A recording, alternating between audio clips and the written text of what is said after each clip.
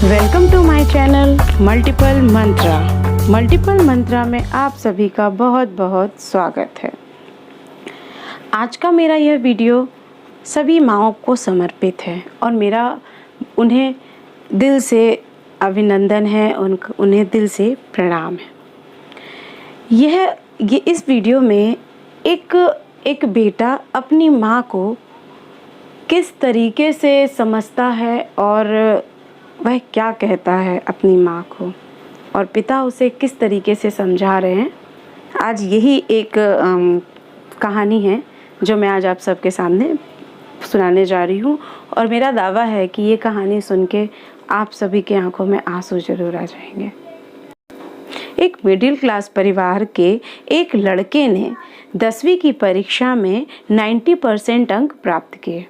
उसके फादर ने मार्कशीट देखकर खुशी खुशी अपनी वाइफ को कहा कि बना लीजिए आज मीठा दलिया, स्कूल की परीक्षा में आपके लाडले को 90% अंक मिले हैं।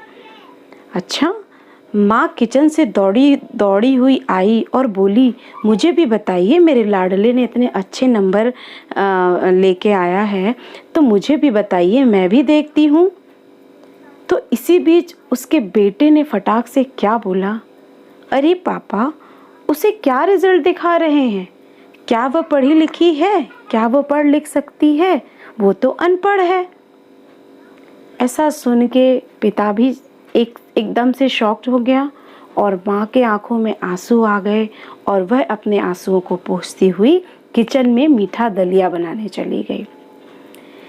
ये बात पिताजी ने तुरंत फील कर ली, ठीक है। फिर उन्होंने अपने बेटे के कहे हुए वाक्यों में जोड़ा और कहा, हाँ रे, वो भी सच बात है, ये तो बिल्कुल सच बोला तूने। तुझे पता है, जब हमारी शादी हुई उसके 3 महीने के अंदर ही तुम्हारी माँ प्रेग्नेंट हो गई। मैंने सोचा शादी के बाद कहीं घूमने नहीं गए, एक दूसरे को ठीक से समझे भी नहीं, चलो इस बार अबॉर्शन करवा लेते हैं, नेक्स्ट चांस ले लेंगे। लेकिन तुम्हारी माँ ने जोर देकर कहा, नहीं, बाद में कोई चांस नहीं, घूमना फिरना टहलना ये सब बाद में हो जाएगा, आपस में समझना भी हो जाएगा, लेकिन मैं ये अबॉर्शन नहीं कराऊंगी। और फिर तेरा जन्म हुआ। वो अनपढ़ है ना बेटा।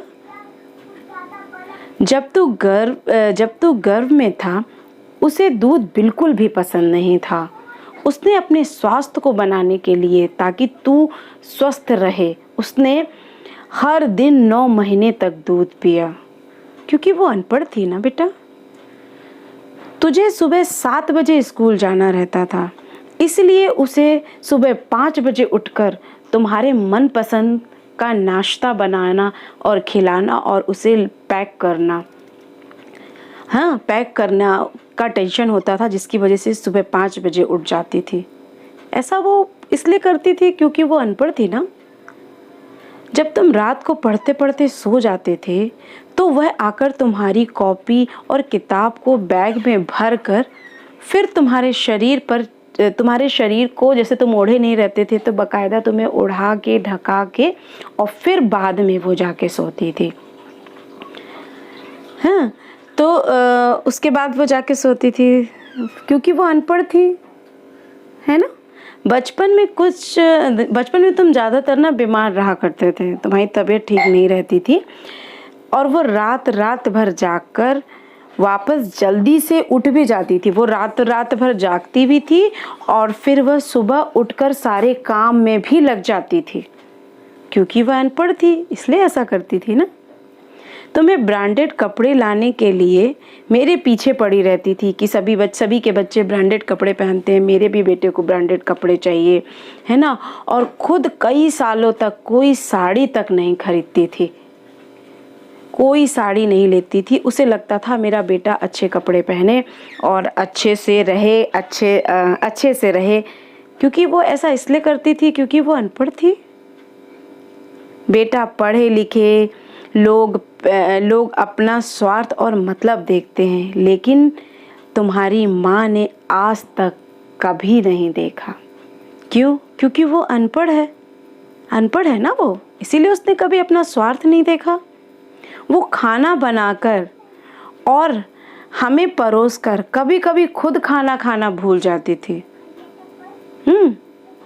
कभी कभी खुद खाना खाना भूल जाती है क्योंकि वो अनपढ़ थी। तुम्हारा कहने का मतलब कि वो ऐसा करती थी क्योंकि वो अनपढ़ थी। हाँ, अच्छा, उसके पिताजी ने इतना कहा। यह सब सुनकर बेटा रो पड़ा और रोते रोते अपनी माँ के गले लगकर रोने लगा और कहने लगा, माँ, मुझे तो कागज़ पर 90% मिले हैं, लेकिन आप मेरे जीवन को 100% बनाने वाली पहली टीचर हो। माँ, मुझे आज 90% अंक मिले, फिर भी मैं अशिक्षित हूँ और आपके पास PhD के ऊपर की भी उच्च डिग्री है, क्योंकि आज मैं अपनी माँ के अंदर छुपे रूप में डॉक्टर, शिक्षक, वकील, dress designer, best cook and in सभी के दर्शन मैंने आज कर लिए, है ना।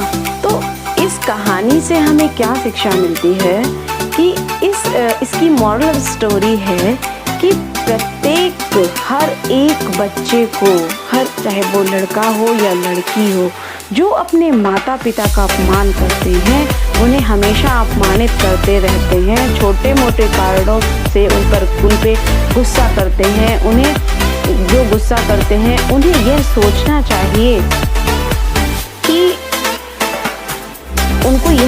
चाहिए कि हमारे जो माँ बाप हैं, हमारी जो माँ है, वह हमारे लिए जो करती है वह दुनिया का कोई भी इंसान, वो कितना भी अच्छा दोस्त हो, कुछ भी हो, कभी नहीं कर सकता। माँ के कर्ज से कभी भी कोई भी मुक्त नहीं हो सकता।